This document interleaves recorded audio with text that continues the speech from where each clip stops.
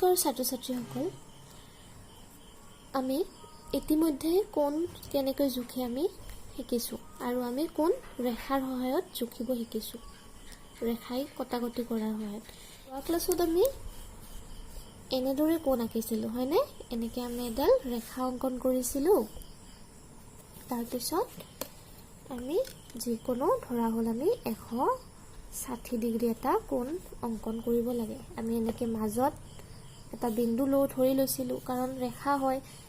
ইয়াতে আমি এটা বিন্দু ধৰি ল'ব লাগিব কটাকটি কৰা নিচিনাকৈ। এতিয়া 160 আমি কেনেকৈ ধৰিছিলোঁ? এই বিন্দুটোত আমি ধৰিছিলোঁ। আমি যদি এনেকৈ চাওঁ, ইফালৰ পৰা চাওঁ, আমাৰ 160 ক'ত আছিলে? এই পিনে এইটো 160 আমি এনেকৈ সংযোগ কৰি দিছিলোঁ। এইটো কিমান আছিলে? 160 ডিগ্ৰী। অৰ্থাৎ এইপিনেও এটা কোণ থাকি যায়। এইটো কিমান ডিগ্ৰী হ'ব? এইটো 20 ডিগ্ৰী। অৰ্থাৎ দুটা কোণ উৎপন্ন হৈছিলে, এইটো হৈছে 20 ডিগ্ৰী কোণ। এতিয়া আমি ৰেখাখণ্ডৰ সহায়ত কোণ জোখিম।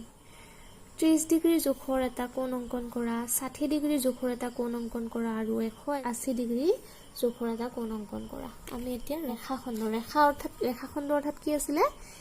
এই ৰেখাৰ এটা ভাগ, অৰ্থাৎ আৰম্ভণি বিন্দু যাৰ আছে। আমি প্ৰথমে 30 ডিগ্ৰী কোণ এটা অংকন কৰিম।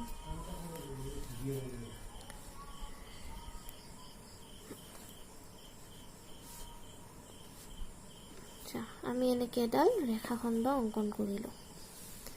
ৰেখাখণ্ড অৰ্থাৎ এয়া দুটা বিন্দু, ইয়াত আৰম্ভণিও আছে শেষো আছে। আমি 30 ডিগ্ৰী অংকন কৰিব লাগে। তো আমি কি কৰোঁ? ইয়াৰে যিটো মধ্য কেন্দ্ৰ আছিলে, মাজৰ ভাগৰ যিটো কেন্দ্ৰ আছিলে, ইয়াৰে যিটো বিন্দু আছে, ইয়াতো আৰম্ভণি বিন্দু আছে, আমি এনেকৈ কোণ জোখিব পাৰোঁ। আমাক কিমান লাগে? 30 ডিগ্ৰী, অৰ্থাৎ 30 ডিগ্ৰী লাগে আমাক। 30 ডিগ্ৰী কিমান ক'ত আছে? 10, 20, 30 দেখিছা? এইটো হ'ল 30 ডিগ্ৰী।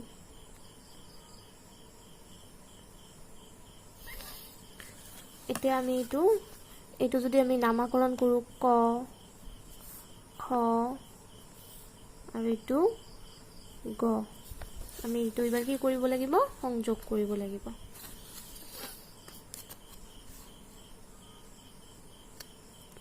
সংযোগ কৰি দিলে কিমান ডিগ্ৰী হৈ যাব?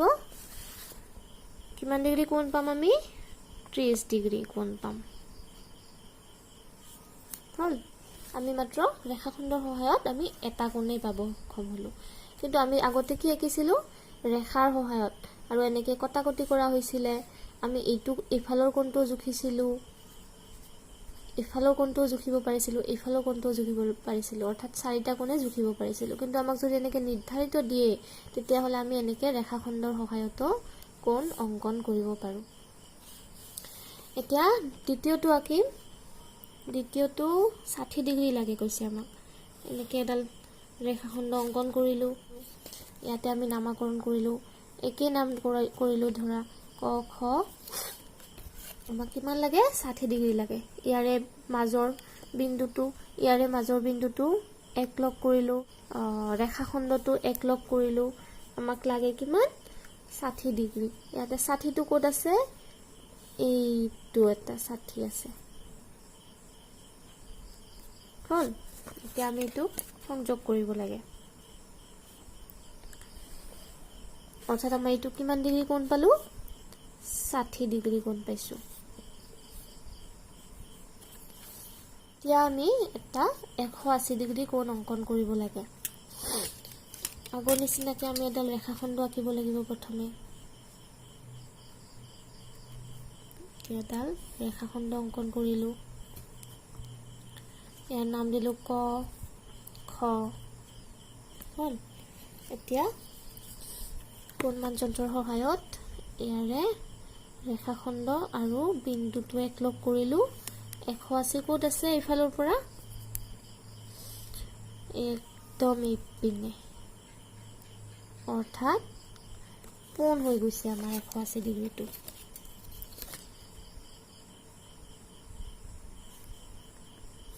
এনেকৈ হ'ল 2 ক, অৰ্থাৎ আমাৰ এইটো 180 ডিগ্ৰী কোণ হৈছে।